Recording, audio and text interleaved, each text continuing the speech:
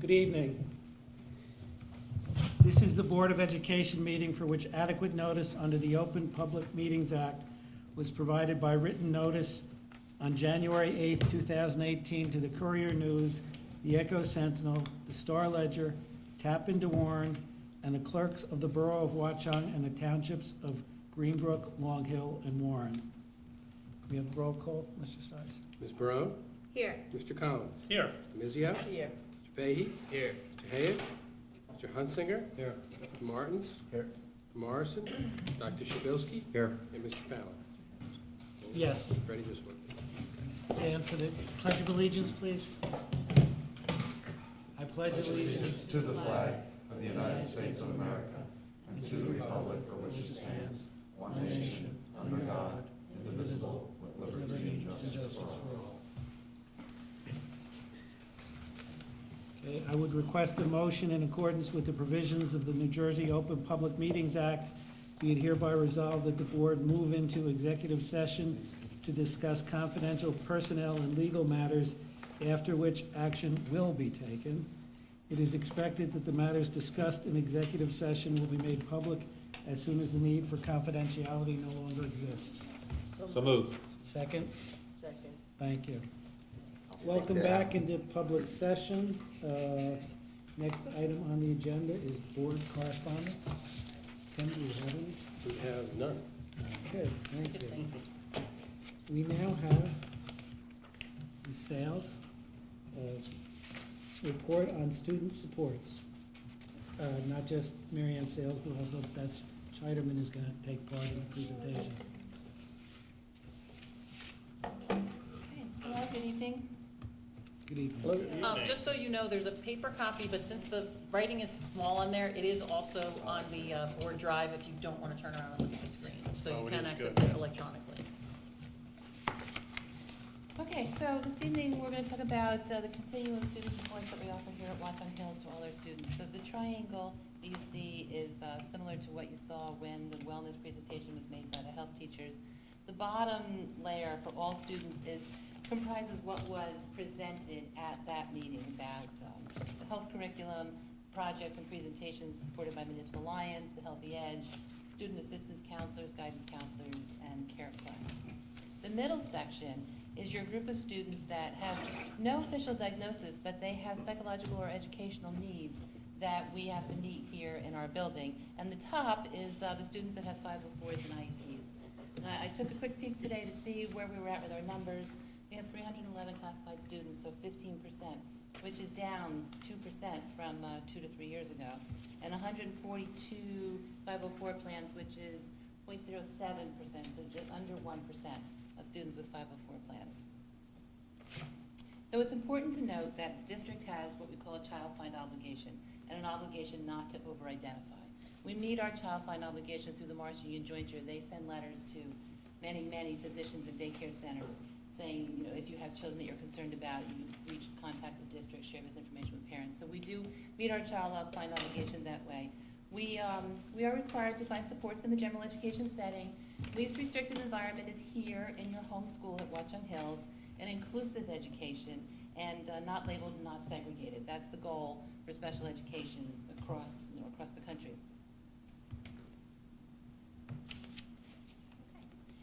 This is just diving a little bit deeper into that all students layer of the triangle, that the staff available to all students in the building who may be having a temporary, a brief, they just want to check in with somebody, the teachers, their guidance counselor, the 2 student assistance counselor, the school nurses, and of course the presentation that you had on the health curriculum and all of the topics that are covered in health for all students.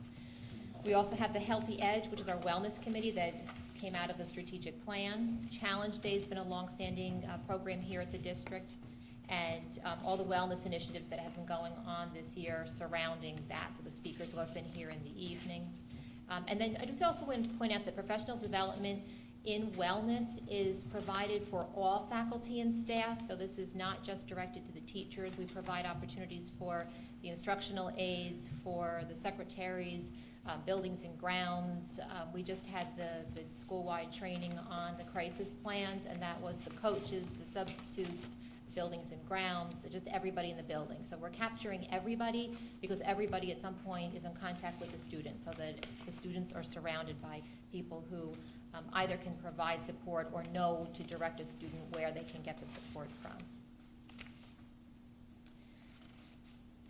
We divided this one into two columns. These are students now who may not have an official diagnosis, they don't have an IEP or a 504, but somewhere along the way, somebody has identified the student as needing that next level of support, some kind of specialized intervention. Some of the needs are emotional, and in which case the guidance counselor may be involved, student assistance counselor, and of course we had the Care Plus program this year that Marianne will talk more about, the school nurses. And in the middle there, Intervention and Referral Services team. All of those people are represented on the Intervention and Referral Services team. That's a program that takes place in general education. The students are not, they don't have IEPs, they don't have 504s, they don't have any kind of a label, for lack of a better word. However, that team gets together, focuses on what the concern may be, and they do develop a temporary written plan, and that written plan is carried out, and then they revisit to evaluate the plan to see if the student is making progress and doing better, and if whether or not the services can be faded at that point, or whether or not there needs to be now a next referral onto the top of that triangle. There's also educational needs addressed. We have, of course, support from teachers to see teachers outside of regular class time. We have the Title I teacher who's providing extra support for students who are struggling with math. We have the math and the writing labs that still go on for students to get extra educational support. The Flex Day has been new this year, again coming out of the strategic plan, where students have had some opportunities outside of the regular day to be able to check in with teachers and get some support. The National Honor Society still has a program for peer tutoring. And again, the Intervention Referral Services team addresses both emotional and educational needs for students with those plans.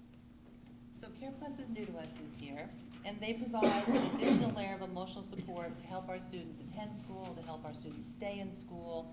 And I was talking to the provider today, Mr. Graver, and he was sharing with me that he feels that counseling and emotional supports affiliated with schools create a degree of acceptance for parents and students. For families that would otherwise not be seeking supports outside of school, it becomes more palatable when it's being offered in school. And so to just cover a little bit what's on the slide, so part of what they do is drop-in visits. So any student in the building can just drop in to the drop-in center, or the Warrior Lounge, as I like to call it, although I think I've lost that battle. The kids call it the Blue Room because it's blue, Yeah, but that's maybe pretty we could much put a what it sign will up. But so the drop-in visits, he sees there were more in the beginning, like in the 40s, and then down into the 30s, like the first and second month. Now we're down to like 15, 20 a month. The students that are not actually signed up with Care Plus officially, but drop in for a conversation. Sometimes they just come once, and then he offers, would you like to come back? And some are like, no, I'm good, I'm done. And others, pop in periodically. So there's the drop-in visits. There is the lounge at lunchtime for students that find all the opportunities that we have for lunch. It might be a little crowded, it might be a little loud for them. They can come to the drop-in center and have lunch, so they bring their food with them. When Doug has been doing groups during lunchtime, I've covered the drop-in center because we don't want children unsupervised. And it's really very nice. They come in, some like to eat their lunch alone and then they join a group to talk. Some like to sit in a circle and they're sharing their artwork and their political views and their school experiences. It's kind of fun to watch. And then he does home visits, and not just for students that he has officially signed up on the roster, but if we have a student that we're concerned about and we are trying to get them back into school, he's willing to go out and he does home visits, so he'll talk with families, he'll talk with kids, help encourage them to come back to school. He also does our suicide screens and clearances for us, so in the past, where if we had a concern, the child study team or the student assistance counselors would do a pre-screen and determine whether or not students needed a higher degree of service. Now we send them to Care Plus, and he does the screen. And if he decides that the child needs a higher degree of service, then he refers them to PES, which is Psychiatric Emergency Services. And he's working on actually a direct communication with the hospitals for admission, to even skip the PES step if he really feels that they need to go that way. So he's working on developing those relationships with our local hospital network. So by contract, they'll work with 25 students signed on officially. 75% there's currently 22 students signed on officially, 7 with pending paperwork. And 75% of those students are general education students. He provides one-to-one counseling, they do family counseling throughout the day. So this month, he saw 11 families. Some come in the morning when they drop their students off, some like to come in the afternoon, some come at the end of the day, or a little bit later in the day when their workday is over. It varies, and he meets them where, at the time of day that's appropriate for them. And then he does group counseling, so currently there are a stress group together and a social skills group is running for both kids. And he's finding that it's different kids that are popping in. So there's some kids that are repeats coming, and then there are other kids that are popping in when it seems to be good for them. Our goal is to, next year, because we have the luxury of getting to the students before we do the scheduling, to put together, identify who the students are that would benefit from those groups, reach out to them to make sure that they want to participate in them, and then because so many students have study halls built into their day, we're going to plan the groups around the study halls and put the kids in common study halls, so that we don't have to work through lunch around lab periods, but it'll be a dedicated every period will be, stress reduction group or social skills group. And home visits, he does group counseling and home visits.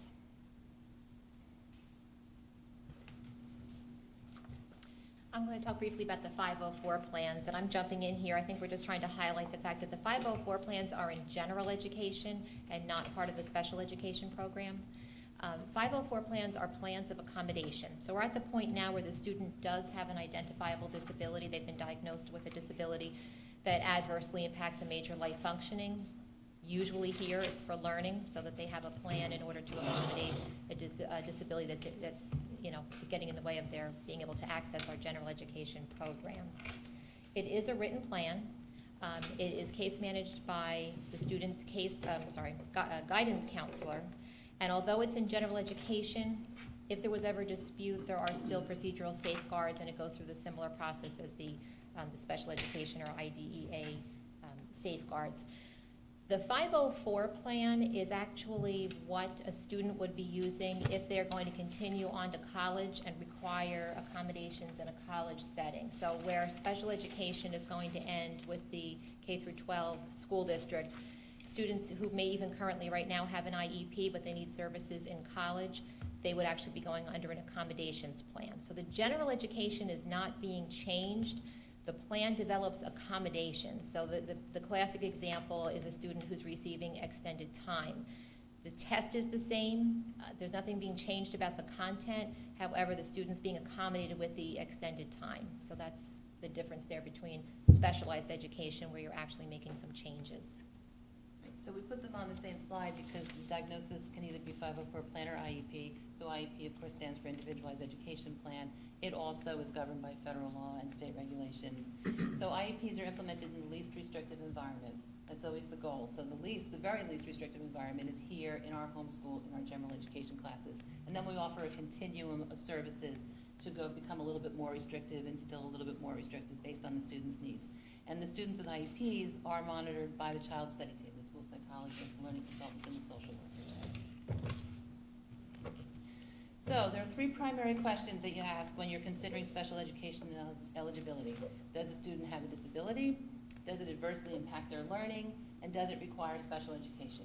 If you can answer yes to questions 1 and 2, then we're talking about 504 plans, and they can be accommodated in the general education. If the answer is yes to all 3 questions, then we're talking about special education and an IEP. And then here we have the continuum of programs that we offer in the least restrictive environment, fully integrated in the general ed class with supports. So supports can be things like extended time, it can be oral testing, it can be, there's just a long, long list, preferential seating, so modifications, supplementary aids and supports that happen in the classroom, in the gen ed class. The next, more restrictive, is in-class resource. We call it in-class support. It's with a special education teacher, not an aide, who is highly trained to deliver a special education program in the general education setting. So when we're talking about in-class support with families, bless you, to make sure that they understand that their child is receiving a special education program in a general education setting.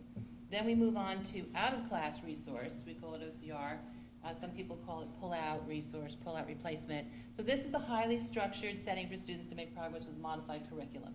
So these classes are taught by special educators independently. It's not the two teaching model that you see in the in-class support. It's a special education teacher, up to 12 students by code can participate in that class. And we offer all the same courses that they're receiving in the general education. So algebra and geometry and biology and science and physics and chemistry and all the things. And we use the mainstream program, the curriculum, with modifications. So the students get the same exposure. It's the implementation is a little different.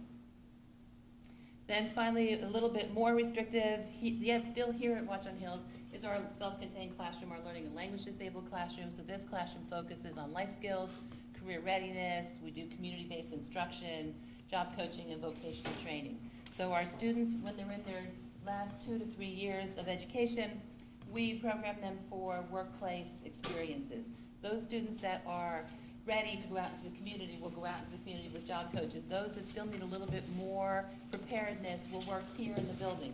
So they are being given opportunities to work with buildings and grounds, to work in the library, to work with Comptonian in the cafeterias, to spend some time in our main office, in our guidance office, getting those workplace readiness skills intact and the soft social skills that are necessary so that we can move them then into the community. And the community-based program is developed by Mr. Betty, our transition coordinator. He bases it on student interests, what they'd like to do. So we talk about where your interests are, what is it that you'd like to do later, and then we find placements in our community where they have an opportunity to, almost always for unpaid time, but to get that experience to see what it's like to work in the community. And that can be up through 21? Through 21, correct. And it's mostly our 18 to 21-year-olds. You know, some students will take their diploma earlier, so if the family says, I'm really thinking 5 years, then we would plan the career part, the exposure to the community, the last 2 years. But most of our students stay through their entitlement of 21. And then more restrictive yet are public or private schools for students with disabilities, and there are many of them. And finally, the most restrictive is residential placement, home instruction, bedside instruction. That's no opportunity to be with your age-appropriate peers, no opportunity to be with, you are really isolated from everybody. It is the most restrictive setting, which is why in home instruction we work very hard to bring kids back, because home instruction is considered the most restrictive setting.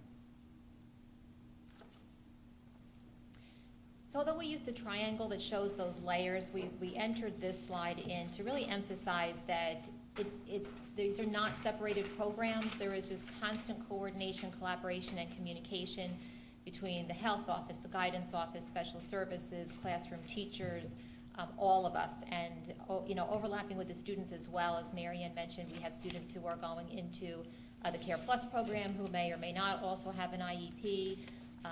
We're working hard to, again, really wrap services around the students, support the students, and to be flexible to really meet their individualized needs, whether they be temporary or needs that they need support for once they're here and then going on to college. Any questions? Thank you very much. Thank you very much. Thank you. Tim, I actually have a question that I think is more for you. The Care Plus plan, what do we pay for that, and how is it billed to us? It was RFP driven. It's a $98,000 per year, and it's billed monthly, so it's Okay. $9,800 per month. Okay, and that 98,000 per year, is that, will it go out for another RFP next year, or how do We have the ability to extend that. Okay. I put it into the RFP. for a similar price, or a slight increase, or? I thought it was the same price. Same price? Yeah. Okay. And that can be extended for how many years? 2. Two. Can Other any- questions? Yeah, can any of these services be reimbursed from parents' insurance company? Can any of which, The These Care type Plus of services? Services Well, there's that that, Medicaid initiative, right? But that's different, right? yeah, Is but we this- opt out of the Medicaid Okay, yeah, opt out of initiative that one. because we don't have the numbers here. It's a question that comes up time to time, particularly if we're sending a student out for an evaluation. Right, okay. And there are some processes and procedures surrounding that. It's not something that typically or very often happens. It's a free, appropriate public education. So Okay. It tends to be for the expensive. If memory serves, most of the kids using the service, or not most, I should say, but the general ed students are the ones going in there, I think. It's a Yes, combination. both Combo. are, yeah. Right. Yeah, and I don't know that necessarily that you wanna call it medical anyway, right? Because what we're doing really is trying to support their emotional needs Correct. within the educational community for the educational purposes, not really medical purposes. Yeah, because that's why we're giving it. We're not trying to diagnose them, cure them. What we're trying to do is help them through any periods of anxiety, stress, emotional issues that impact their education, whether they're general ed or special ed. And I think that's probably really my thought process is medical insurance is for medical. Right. This is really the reason why we're doing it, otherwise we shouldn't be doing it at all, right? If we're doing it for medical reasons, it shouldn't really be there. We're doing it to support their educational services. Yeah, but isn't mental health medical? Greg? Not It's necessarily, exactly what Barry's- if it's for the purposes of educational support, it's not necessarily considered to be a medical service. I mean, it's a gray line, but I think that the reasoning behind it is educational right. purposes. You're right. Well, Mental health services are part of medical services, so they may be for the purpose of education, they may be for other purposes, but I am unaware of health insurers that preclude using mental health services when they are for the benefit of education. Marianne, thank you for staying tonight. We appreciate it. Thank you for the presentation. Yes. Good Yes, thank you also. Thank you. So I guess maybe for Beth, then, do we see this program growing over the years where we're gonna have to allocate more resources to it? We're actually reviewing that right now. Yeah, Well, one of the things that Mary has mentioned was that we had actually more students the first two marking periods than we have right now. So as it's becoming part of the regular school day, it could be that we're kind of hitting the kids who are really using the services as opposed to the novelty at this point, so. Okay. But I also, think it's great. if I'm correct, as a refresher to me, maybe I'm not, my recollection too was this would more than offset itself in cost for the retention of some issues that were going out Right. that we were paying for, so it's actually a cost savings. Would- And I guess that's a metric we'll have to continue to monitor. It's hard to quantify that. What we're looking at right now, so we're at the stage where we're monitoring, we're trying to evaluate, I guess, in terms of a formative versus a summative evaluation, we're in the formative evaluation stage where we're trying to monitor the implementation of it. And we've already made, for example, the study hall scheduling piece is an adjustment we're making for next year. But we've been looking at, the students that have been frequenting the drop-in sessions. We actually, because we do use Turnstile, we know, when students are checking in and checking out, so we can see how frequently. We look at, how many parent meetings are being held, the different pieces of data that we can somewhat quantify, that's both quantitative and qualitative, but just to look at our implementation of the program in terms of looking to see if the students are taking advantage of utilizing the services. The next piece of that, and we met with the program director, because we asked her, what are some of the evaluative measures that other districts look at? So I said, if I need to go to the board and say, yes, we want to keep investing the spending in this, what do other schools look at to see if it's effective? Because the effectiveness of it and the success of it is the prevention of a lot of things, or the absence of issues. So one of the things we're going to start looking at are attendance and discipline records for students who are, because one of the reasons we implemented it was to hopefully keep students here, keep students off of home instruction, improve attendance. So those are some of the indicators we're going to look at. It's still a little early to look at drastic differences, but in terms of looking at grades, discipline, and attendance, those are three that, we can have very easy access to and take a look at. But we've been working with them on what are some other long-range indicators we can look at to really try and assess the effectiveness of it. Barry, you had a Are question? there grants that we can maybe get to continue a program like this, since it is concerning mostly mental health? And, are there, We can look- Does the state have anything? I mean, sometimes that's what, they put out there's grants got for to These be kind of grants, programs. most of those kind of grants that you're talking about, we struggle getting any of those. because of our Our economics. socioeconomic. Yeah. It hurts us, there's no question, but it's worth a look. But it's something we can It's look worth a look. Sure. Okay. Even the federal government has grants that, I mean, the fact that you've got 75% general ed, that should help you in the analysis right? for the areas that you're looking at, right? Because the idea would be, do you have less referrals into special ed as a result, maybe? Or less if kids are they're not going out to any type of home instruction or IOPs or whatever, because you're able to catch it quicker and I mean, our home instruction costs are definitely less at this point this year than they were last They're year. down, but I always It's- caution you on the last 3 months of the That's year true. for some reason. That's true. So, But they are down. Right, so there's definitely, I think, because a lot of it is general ed, that you should be able to come up with some metrics about prevention, Yeah. right? and again, along too with the implementation, some of the other pieces we've been looking at is making sure that both students and staff are aware of the services. Right. So that they can appropriately guide students to that, and that students know that that service is there. So those are, again, some things that we've enhanced and that will change when the school year starts next year. I just want to thank the superintendent and Mr. Schneiderman. I think this was a good compliment for the presentation we had on wellness, to get this additional information. We've got 2 committee reports tonight. Education I'm committee? sorry, I'm not prepared, but that Bob would be here, so. Okay. I can help you, I can piggyback, Yeah, Lisa. I- I'll pull up the minutes too. I would have to post the minutes myself. Oh, thank you. Here, you can pass those to Lisa. Oh, perhaps not. Thank you. Thank you. I'll chime in. We did discuss the presentation. We spent Right, some that's time true. on that. Right, then, last year we had a presentation, or data presentations. We split it into 2 sessions, a strategic plan and the work that the PLCs are doing. So the committee recommended that once again, we split the presentations between 2 board meetings, which would happen in May and June. And Freddie, these are presentations we do at the end of each year, which go into a number of data pieces where we're getting a sense of what's gone on this year. Last year was, I think, the first year that we broke it apart into 2 separate, so that it wouldn't turn into 45 minutes of mind-numbing data. Okay. And I think most of the board members thought it worked pretty well last year, and I think that's why the Education Committee is recommending we do it the same way. All right, thank you.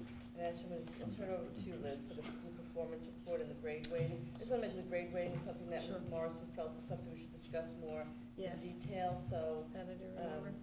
could you address those? So in terms of the grade weighting, I did send in, I don't know if it was, I think it was in the Blue Notes. I'm sorry, we've had so many weeks between the, so in the Blue Notes, I did attach what had been presented last year as one of those, actually, I believe it was the May update on the strategic plan, because we did have a strategic plan action team that was working on surveying colleges and getting all of that information. So we are currently working on getting that. It was suggested at the last board meeting, folks aren't gonna be searching through the website to find the slide in a presentation that was given at the May board meeting last year. So we are working on a college FAQ piece for the guidance website, or to put up on our website for parents. And then we also will be looping that back into the May presentation so that we can talk about that once again, and share that information. And then if the board has, we can certainly talk about it before then, but it was suggested by Ed Committee that we put that in the presentation to review that information, to see if there were any additional questions or additional exploration. Certainly the course leveling and grade weighting, it was part of that survey, but that's still something that we can discuss as a board and as a school district, if that's something that the board That wants was to in the discuss newspaper further. recently, we're not the only ones looking at that, the Oh, whole I'll- idea. Well, it was an article about, I think it was the class rank one that you might have Yes, seen. that we- yes, and- similar, in my Yes, mind it it's was, similar, yep, right? it was along those lines, Yeah. that schools, and, I don't even know, I'm assuming Watchung Hills used to rank it, as most high schools did, but did away with it, a while ago, and we now do deciles. Because it keeps coming up with the public, it's worth, I think, going into it again in depth before this presentation. Absolutely. Whether the board Well- wants to hear it or not, no. We can include it in that presentation, and then, you know, if there's further work that we want to do, then we can include that in our strategic plan work for next year. Yes? When that's presented, I would suggest some greater depth in terms of the survey, meaning it says that so many representatives and so many colleges, but giving people an understanding of the breadth of that, you know, how many were Ivy League, how many were community college, blah, blah, blah, and that spectrum, so that people have a sense that it's representative or not representative. Absolutely, thank you. Mhm. Okay. And the other piece to that survey, for those of you that were not here for the presentation last year, it was actually done, it was a joint effort by Somerset and Hunterdon County, because we did figure we'd have a better response rate than if it was one high school reaching out to these colleges. So I think that was part of the reason that we did get such a good response rate, because it was a number of high schools in New Jersey. The other piece on here is the school performance report. So Bob had just asked that we talk about that a little bit at the Education Committee meeting. The school performance report comes out in early spring about last year's data, which we presented to all of you in November. So there's no new information on the school performance report. It's just presented in a different way because it's how the New Jersey Department of Education compiles it all. And we did address some of the issues with the report itself. Every year they add different components to the school performance report. So every year we catch coding issues that we need to talk to them about and correct on our end. You know, one of the big coding issues that we actually brought to their attention, that they then sent something out to all of the regional high schools in New Jersey, letting us know that we needed to change the way we code our freshmen, because it made all of their testing scores invalid, because for years we had coded them as in the district for less than a year. And up to that point, there had only been an 11th grade TESPA test. Well, now that there was the 9th grade PARC, we couldn't figure out why it said, you know, 0 students for the 9th grade English, and it was because all of their scores were considered invalid because they'd been in the district less than a year. And every regional high school had that same problem. So this year it was, we always have some of our courses don't match exactly what the coding should be for the school performance report, so our numbers are off for our enrollment. So it's sometimes problematic looking at it because it doesn't portray a completely accurate picture. The piece that I question every single year to them is the part about the college enrollment, because they get that information from the college clearinghouse, which is the only way the college clearinghouse gets that information is if our students, once they're gone and off to college, register for it. So it shows our percentage of students going to 2 or 4 year college is much lower than it actually is, simply because about 20% of our students don't sign up, don't log in with their information to the college clearinghouse so that they can be tracked. So things like that are a little misleading in the performance report.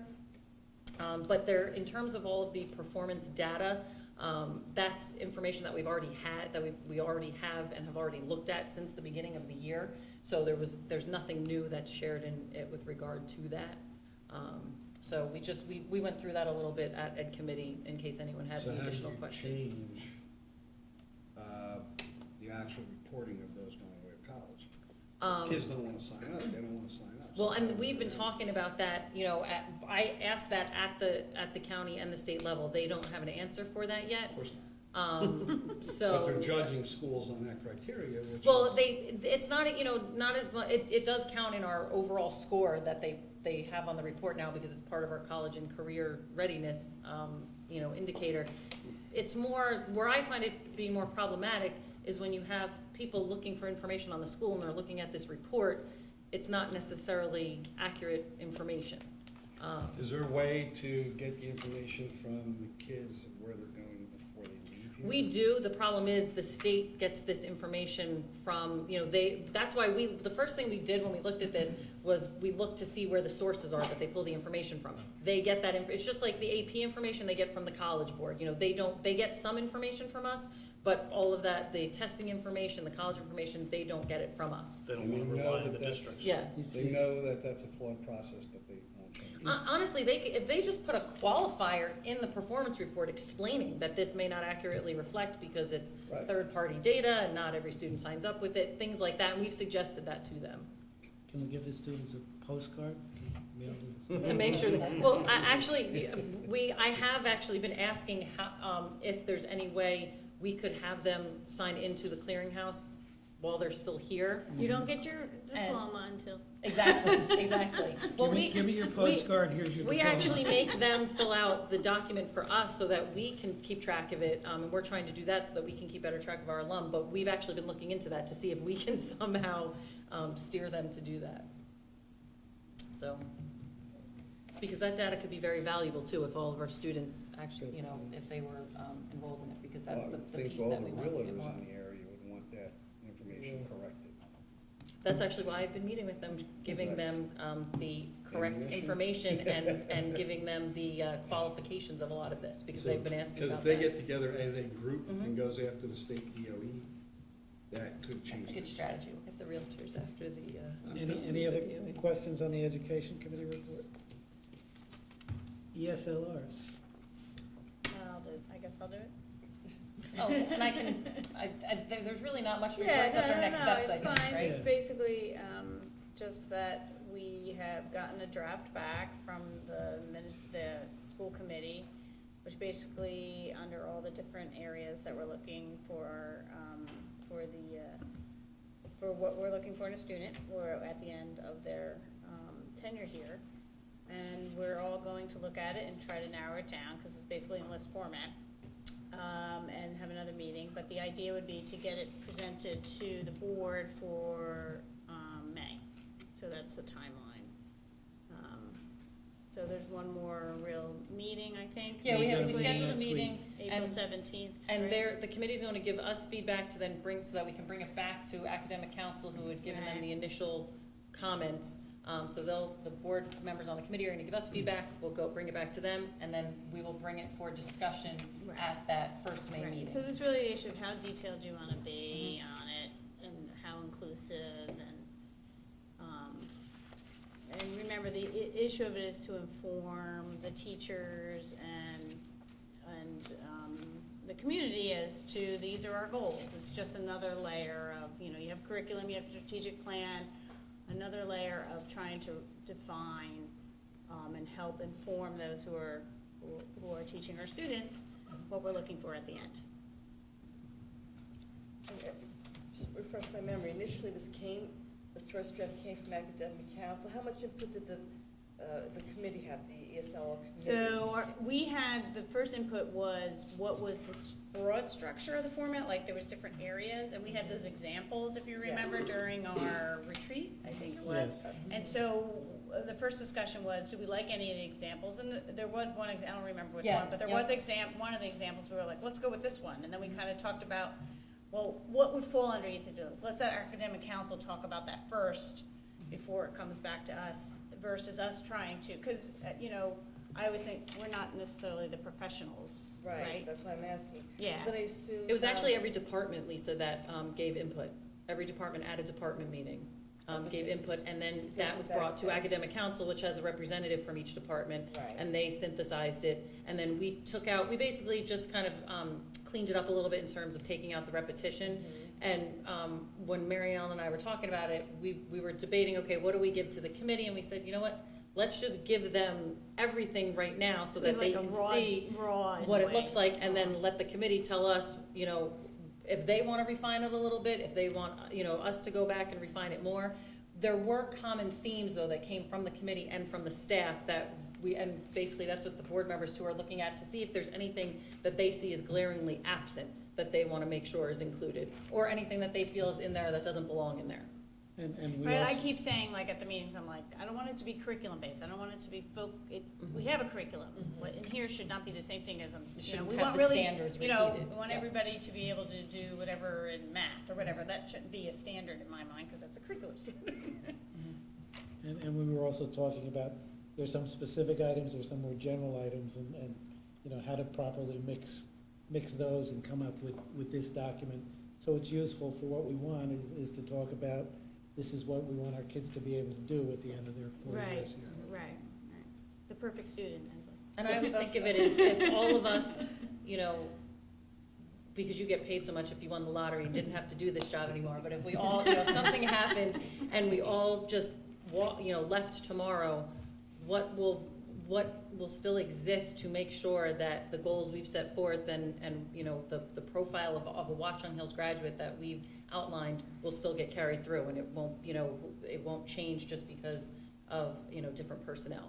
So that's you know, one of the main purposes of something like this. But it will change anyway. So, well, it will They evolve, always change. Yeah. but, Okay. Next item on the agenda is board discussion of the agenda items for the April 24th meeting. We've got, Point of order, public Yeah, commentary. public comment.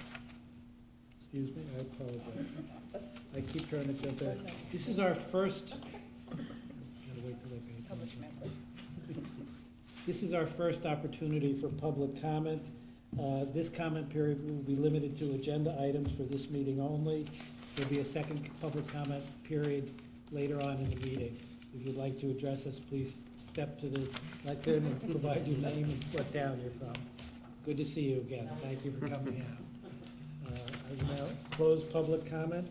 And again, now it's time for board discussion of the agenda items for the April 24th meeting.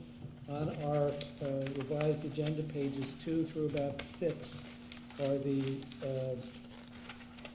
action items for the next meeting that we want to discuss now. So I will open it to the floor. Mr. President, can I just add an update? to Yes, the- please. The executive county superintendent did approve our budget. There were some minor changes. They wanted some of the equipment items and supplies, which was fine with me because it's easier for me to handle. So we just changed a couple of those items, smaller items. He was very complimentary on 3 things. I don't get a lot of compliments on program, usually with the budget, but he was complimented us on Care Plus, the program that we have here. He complimented us on expanding the music program to add the Music Tech Lab. He really liked that. And he complimented us on the idea that we're expanding the computer science program. So anyway, just so you guys know. And the advertisement should go in the paper, say 18th through 20th, in that range. And the public hearing is obviously on the 24th. with regard to that, since it does appear that we will have some folks not here for the April 24th meeting, if any of the remaining board members learn that they might not be able to make it, can you just alert us as soon as possible? So if we have to Yeah. make alternate arrangements, because we do have to vote on the budget that night. Right, and again, the advertisement is kind of critical, because it takes me a little longer to put the advertisement in the paper, because the budget's attached with it. So it's kind of a big deal. And we are also traveling to the 3 towns to give the budget presentation over the next week. I just realized I don't know if we shared we just finalized the those dates? dates. Yes, Long Hill is tomorrow evening at 7:30. Warren is Thursday evening. Right. At 7, probably, their meeting starts at 7, but we probably won't go on until about 7:30. And then Watchung is next Thursday at 7:30. I'll email the board all of that. Yes. If, Yeah, Yes. yeah, we need you, Okay. yes. do you want me to send, I can send you. I'll be there too. Okay, All right. tomorrow. Freddie, you should go. What I can do, I'll just send an email to the full board with the times and the locations. Absolutely, and I'll send you a Google Calendar. What would happen if we all showed up at all 3? Okay. The They sky always will love to fall have if you we back. all show. Just more like a procedural thing. Did you let them know you're coming? I remember last year Long Hill didn't know you were coming, and they moved you up front so they could get you in first. No, Just- they all knew we were coming, they all Okay. scheduled it with us, we don't just show up without being I know invited, that, but, so, well, just saying, make sure they. but yes, I remember that, yes. Did they say anything? Oh, no, we're on first there. We're on At first the other there. meetings, there's other things before us. Warren is a Thank couple you, yes, I presentations first, and same thing on Watchung. Here? Anything else on the agenda items for our next meeting? There's only like 1%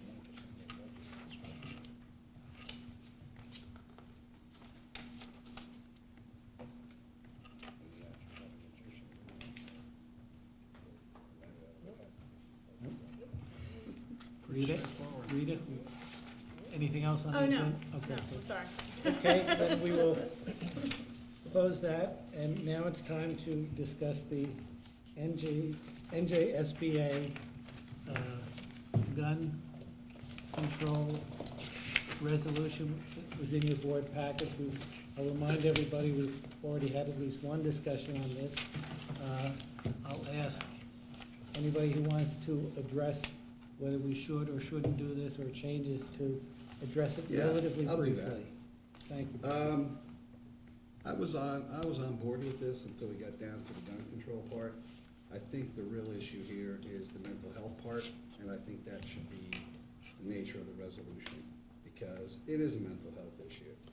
And I don't think you can combine it, Hey, you can combine it nobody wants me to speak anymore. and expect to get real traction. I I was think it afraid has to what you be might say. only about mental health this time. If I did that, I'm If you sorry. wanna do it, if they wanna do another resolution concerning guns, let them. But I think this one goes all the way down where they start talking about banning certain guns, and I just don't see that as being productive. If you wanna get something through, make it all about mental health, because that's the issue. This is then you're welcome to draft a resolution incorporating that and introducing it, Okay, I didn't know that. yeah. And also, because whether we're going to do it or not, if I move it and someone seconds it, it's done, you know, we're doing it, so you No, can't. No, that means you- you're discussing it. That It does means not you're mean you're Yes. doing it. But you can Well, I- move Means we're to voting. add it to Voting. the Use agenda. the vote, that's what I meant. Yes. He said whether or not we're going. Oh, you mean we're I voting understood on his comment to mean, we're gonna discuss whether or not it will be brought forward for a vote. But No, my I- point, all right, then I misunderstood. If I said that, All right. I misspoke. It's going to be on the agenda for the next meeting. I fully Okay. expect someone is going to move Move it it. and second. And hopefully, if Barry has an idea for a better shaped one, if he can get that into us, we can have that on the agenda. I'm not a lawyer, so it's gonna be kind of rough. Rough is okay. Greg? Yeah, I mean, the way it's written, as I've already discussed, I would speak against it as it's written. I mean, the purpose of a resolution, if you're trying to influence policy, is that it needs to be specific and actionable, and this is neither of those things. While it might be considered by some as a feel-good item, it really accomplishes nothing. So let me give an alternative example that you might want to think about before the next meeting. So you probably are aware that the Assembly passed 6 bills.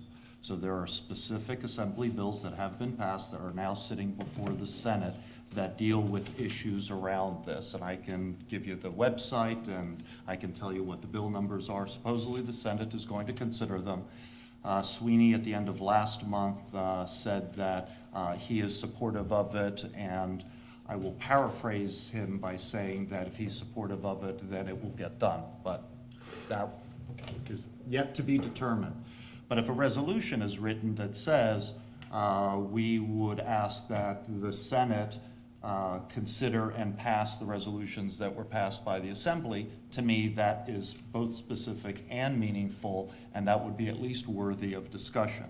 The whole issue of gun control, obviously, as I've discussed before, is a very politically polarizing issue. This is a non-political board, and I think our time is best spent addressing security issues that we have control over and how we allocate the dollars to deal with those things, and those discussions are already underway in operations. That's where I think our energy should be placed. And if anyone wants a little brief tutorial on the constitutional law history of gun control, it is very, very enlightening and shows what the rationale for the Second Amendment was in the first place. Yes, I read it. Anyone else? Since I don't have the ability to assign to someone to come up with additional resolutions for us, I will only invite anyone who wants to spend the time and the effort to do that and send them in to the superintendent and to me. Can we just edit out the part we don't like and just? Yes. You could. Yeah, if that's I what you will want do to do, that. you can do that and provide it Do to it us, in the pen. and we'll circulate it before the meeting as well. But can we still vote on the full thing as it is written? I expect that there will be a motion Okay. to do that as it is, John. I don't know that, but I expect at least one member. We should all come with our own. And We should have a couple resolutions, and we'll put all of them. plurality, yes, go ahead. If I just might advise to Barry, mental health is generally not the term being used anymore, although that is in this resolution. It's now termed behavioral health by many, if not most, insurers and providers. That's why we hear all those radio commercials asking, what is behavioral health? Correct. Thank you for enlightening. Further basket. Okay. Does anybody want to suggest future discussion items for the board at this point? Right. Two things. One, we had talked a number of months ago about our policies on disciplinary action when there's a violation of the code of conduct, and just wanting to get some feedback as to the status of that. And I might have missed it, but just so that that doesn't fall off the radar screen. And second, about park testing, if my understanding is correct, and I usually rely on my colleague next to me to confirm or deny that, that is going away. If we are still doing that test this year, why are we doing it? In the past, I've seen some evidence that we are teaching to the test, if you will, in some circumstances. Does that make sense if it's not really going to be used? All standardized testing's purpose is to make assessments longitudinally over a period of time, and if you're going to have a test that disappears, the value of it becomes unimaginable. Well, I'll ask the question. Are we voluntarily giving park tests that we don't have to give? No. There you go. I didn't think so. No, but I can, so one of the things you bring up, we're frustrated in terms of not having longitudinal data because we had one test a couple years ago. It's possible we may have a different test. That is one thing that has not been talked about by anyone since the change in administration. They're being very close to the vest on that. I would assume that. I mean, Bob said the last time he didn't think it was going anywhere soon. He did, that's what he said, but he didn't think it was going anywhere. So I don't have information on that right now. With regard to your first inquiry, I'm assuming in terms of specifically with regard to the integrity, the work the integrity committee is doing is what you're referring to. So we had given the integrity committee May 15th as a timeline for when they are to have their recommendations. So that will be shared with us and then with the board. So yeah, your second question, I have the same wonderings you do. So if I get any information, I would be more than happy to share that with you. There's one thing about the park being like the HESPA, the graduation requirement. There's another thing about whether or not the park, SATs, any other these other types of tests to help us inform our teaching. And I would just be interested in knowing, are we assessing that really by criterion-based testing within like each area, subject area? Or do we use any type of standardized testing to inform us? I know that the park stuff seems to come so late, it doesn't help us. I don't know if SATs help us, I don't know if there's anything else there at the high school level. Because at the K-8 level, they do use the park to help inform and pick out areas. I mean, we go over that data and we look at it very specifically and we say, in third grade, why are they not really rating very well? And then we try to, and then they even distill it more and they say, look, the area is in this is where the kids aren't doing as well, and they really look at it and then they say, okay, let's make that a focus. We've had it as district goals. But we talked about it last time, that that's really not how a high school uses those tests. They have, I think Mary Ellen spoke to that somewhat at the education committee meeting. It's a little more difficult because we have students not taking it. We have students that, may not be taking it as seriously as they would have, because it has not been a graduation requirement up until this most recent administration. But what I will do is I will ask the supervisors during their June presentation where they're talking about progress towards, towards their departmental goals, I'll ask them to speak on how they use the different assessment results, because our departments we get the park results, I believe we get them sometime over the summer. It's before school starts. So between the AP tests, PSAT results, where we get, item analysis, That is something that I know that the departments go over, that the supervisors take their departments through in terms of looking at programmatically where the gaps are in terms of student, deficiencies or areas of improvement and strengths. So I can ask them to speak a little bit more to that in their June presentation. And at the meeting, Mary Ellen, I think, was also talking to us about the amount of work that our own supervisors do in delving into those tests and pulling that sort of data out, rather than waiting until we get the full Clark Exactly. report. Right, right, so, I mean, the whole idea is teaching to the test, whatever, but if it gives data that we are using, that's beneficial, right, in my mind, if it's showing us gaps that we can then use to determine if. Well, if it's based on the standards, which is, Right. What we are Right. obviously basing our curriculum on. Right. Then it can be valuable. And, with regard to the testing, it is a requirement, it's a federal requirement of ESEA. So not, Park test itself isn't outlined in the requirement, but testing at certain grade levels in certain subject areas is a requirement. So even if Park, it will either get replaced by something else, but there still will be a testing requirement at the high school level. But if the results are skewed by kids who really don't care about taking the test, then that's a bigger problem. Well, this is the first time we've had that issue because, in the past, the HESPA was a graduation requirement. Right. Park has not been a graduation requirement, even taking it wasn't a graduation requirement until last year's freshman. So that's, it's difficult to gauge, use those results to measure progress when it's being given, when students know there's all these other alternative tests that they can take and pass to meet the graduation Right, requirement. but we need to be using something, right? But That's but right. when they keep changing it, it keeps destroying any longitudinal comparisons. Right, right. So that's why I'm saying, like, if we're not using it, we don't like it, we're just doing it because they're requiring us to do it. The purpose of that testing, Yes, I can assure you we're not Is- giving it yeah. voluntarily. But the purpose of testing or We're any of not the- giving it voluntarily if we did not. is have to get data out of it that helps inform your teaching, right? You need some sort of criterion-based assessments or standardized assessments to help people figure out where are my gaps. Brings us to action items.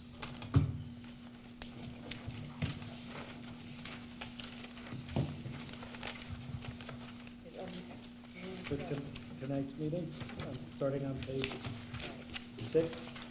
So move A1 through A6. Second. Thank you.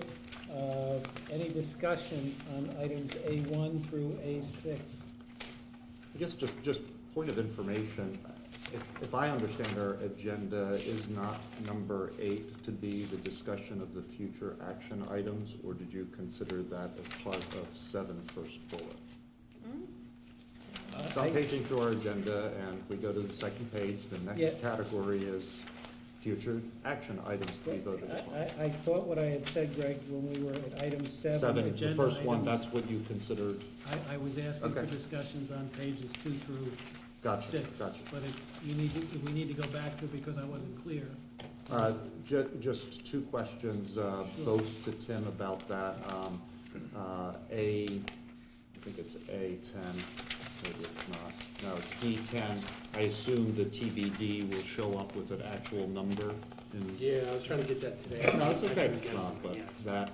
And then the D8 is the Antonio? first paragraph that describes a contract renewal with guaranteed minimum profit. Is that something that is customary, typical, unusual? A guarantee? Yeah, Yeah, that's typical. That's because customary. I think a lot of folks would just love to have that in their contracts too, where they work. And I wanted a sense of how common that is among school districts. The guarantee minimum profit, that's very common. Every year we have, so. Yeah. Where the rub is there, quite frankly, is all the dotted items, which are Yeah. exceptions to the guarantee. Right. No, believe me, I looked at that lengthy list. And we had a discussion about that We did. last week. as Yeah, I well. mean- I had questions about it when I got the preliminary agenda. Yeah, I mean, the one thing that, we're not quite there, but the 4% decrease in enrollment, we're just below that. Mhm. But there is some language here that does kind of make it tricky, like a special dietary policy for an individual or group of students. That could come up quickly. But to give you some numbers, I think last year was, their net profit was 175. Okay. And right now, this year, with 4 months left, they're reporting they're at 113. Gotcha. And we've never hit the below minimum. No, not with them. Not with Pomptonian, but I had been asking the same questions when I got the preliminary agenda, like, the 4%, is that designed to be a hook to destroy the minimum? Mhm. And Tim's looked at those to an extent.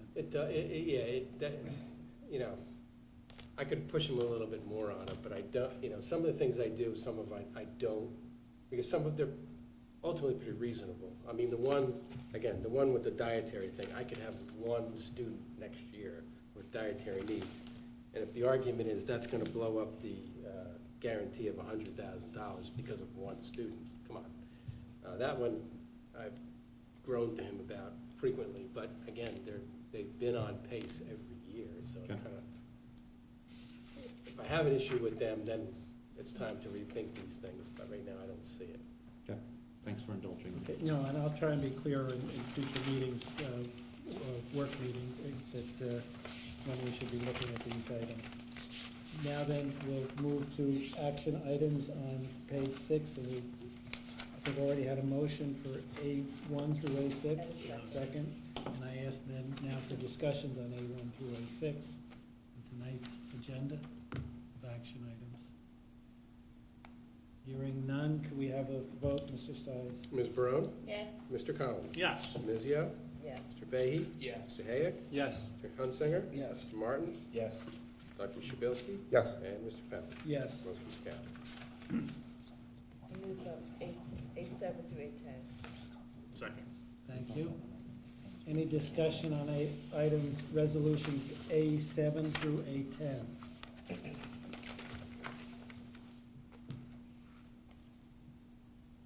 Could we have a vote, Mr. Stiles? Ms. Barone? Yes. Mr. Collins? Yes. Ms. Yeo? Yes. Mr. Fahey? Yes. Mr. Hayek? Yes. Mr. Hunsinger? Yes. Dr. Shabilsky? Yes. And Mr. Fennel? Yes. Motion's carried. C's, I'll move C1 through C5. Second. any discussion on items, resolutions C1 through C5? Could we have a vote, Mr. Stiles? Ms. Barone? Yes. Collins? Yes. Mr. Mizio? Yes. Mr. Fahey? Yes. Mr. Hayek? Yes. Mr. Hunsinger? Yes. Mr. Martins? Yes. Dr. Shabilsky? Yes. And Mr. Fennel? Yes. Motion's carried. And I'll move D1 and D2. Thank you. Second. Thank you. I'm sorry. There is a Care Plus payment on D1. Okay. D1 has a Care Plus payment. Okay. Any discussion on resolutions D1 and D2? Can we have a vote, Mr. Stiles? Ms. Barone? Yes. Mr. Collins? Yes. Mr. Mizio? Yes, it's the abstain on the payment to Care Plus. Mr. Fahey? Yes. Mr. Hayek? Yes. Mr. Hunsinger? Yes. Mr. Martins? Yes. Dr. Shabilsky? Yes. And Mr. Fennel? Yes. Motion's carried. That brings us to item 10 on our agenda, which is our second opportunity for public comment, which is open to any subject on which you might want to address the board. Please feel free to come up and address us if you'd like to. Thank you. We will close the second opportunity for public comment. Item 11 on the agenda, board members, other business. I'd just like to, I'm sure everyone is aware of this, but Bob Morrison had an article on art education in the recent edition of the New Jersey School Board Association magazine that you should have received in the mail. I was continuing to be active in that area, and it resounds to his benefit and I think to our benefit as Yes. well. So thank you to Bob for that. Any other business? If not, could I have a motion? Motion to adjourn. Motion adjourned. Second? Second.